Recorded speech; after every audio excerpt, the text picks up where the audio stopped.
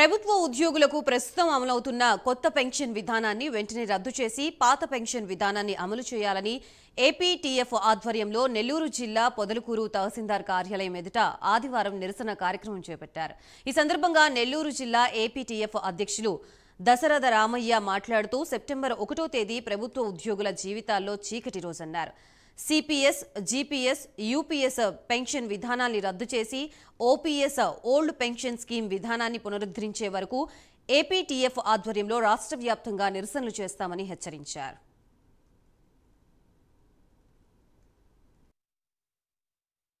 APTF జిల్లా అధ్యక్షుని ఈరోజు రాష్ట్ర సంఘం పిలుపు మేరకు సిపిఎస్, యూపీఎస్ రద్దు చేయాలని చెప్పి ఈరోజు అన్ని పాత తాలూకా కేంద్రాల్లో నిరసన కార్యక్రమం చేపిస్తున్నాం. మొట్టమొదటిసారిగా ఈ పెన్షన్ స్కీమ్ని సాంప్రదాయ పెన్షన్ రద్దు చేసి ఎన్పిఎస్ని 2004లో ప్రవేశపెట్టింది. ఈ 2004లో ప్రవేశపెట్టిన తర్వాత ఆనాడే ఏపీటీఎఫ్ వ్యతిరేకించింది.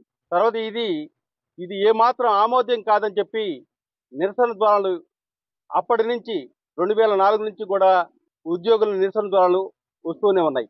ఫ్యామిలీ పెన్షన్ కింద ఓల్డ్ పెన్షన్ స్కీమ్లో రూపాయి కూడా ఉద్యోగి యొక్క డబ్బులు పట్టుకున్నటువంటి పరిస్థితి ఓపీఎస్లో లేదు.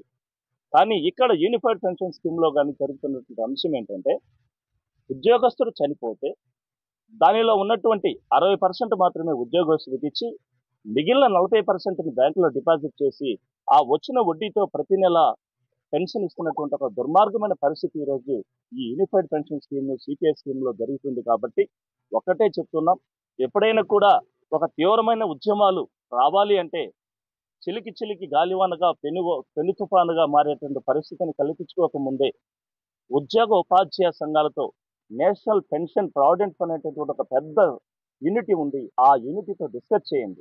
ఫ్యామిలీ పెన్షన్ కింద ఓల్డ్ పెన్షన్ స్కీమ్లో రూపాయి కూడా ఉద్యోగి యొక్క డబ్బులు పట్టుకున్నటువంటి పరిస్థితి ఓపీఎస్లో లేదు.